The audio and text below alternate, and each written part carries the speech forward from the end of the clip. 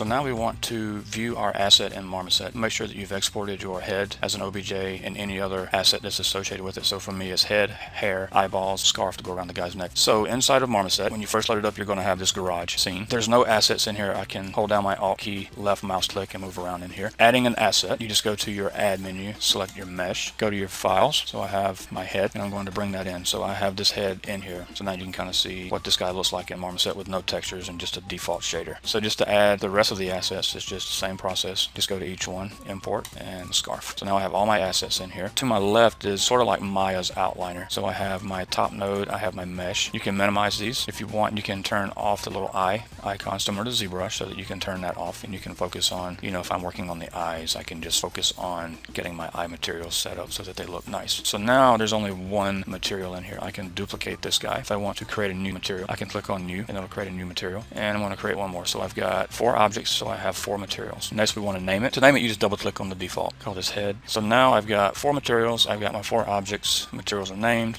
but nothing is assigned to my materials. So how I assign my material, I select my head, make sure that my head material is assigned, and click apply. So now my head is assigned to that. Now this material is assigned to everything, but once we start breaking this off and start assigning all these materials, everything will be assigned to their own material. So now if I adjust my specularity or my gloss on my scarf, you can see that's the only thing being affected. So now we have our objects, we have our materials, and everything is assigned. A little bit to go over on this side, we have our sky. So if you select that, this is going to be my garage. This is the actual image that is lighting the scene right now. If you want to create lights in your scene, you can do it by 2 methods. You can create a light by going to add and creating a light here. You can grab your manipulator and you can just simply move it around in here. You can turn on cast shadows. You can change it to either a point light, spotlight, or directional. If I want to, I can rename it. If I want to delete it, just select it and press delete. The second method to adding lights, and one I like to use, is just simply clicking on your light editor. You're going to create a light, and it's actually going to create a skylight. So you can move it around. It's actually going to pick up colors from the surrounding image. So if I'm over this red, you can see that it's picking up red. If I go to this side, it's going to pick up that bright light from that door. You can also rotate your background image so that you can adjust your lighting that way as well. So if we want this guy, his right side facing that bright door, you just rotate your image so that this is on this side, and also this light is still on that side. So you're getting double light on that side. You can move this light back over to here.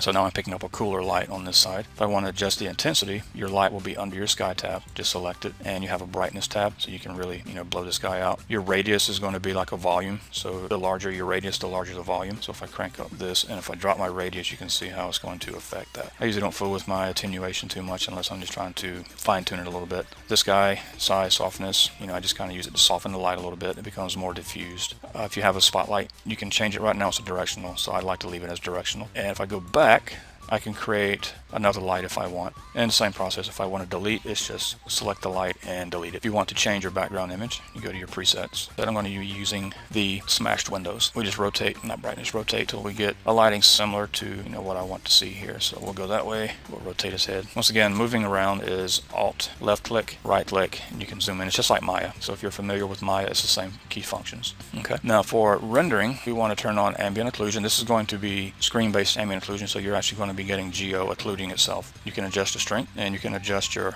size. I like to try to get an occlusion, around the eyes and stuff, so that it's actually creating a nice occlusion around eyes and other geo that's around the mesh, like the scarf. I want to make sure that I'm getting a nice, sort of shadow on that. You can turn on high resolution shadows. Also your resolution, I like to keep this at 1:1.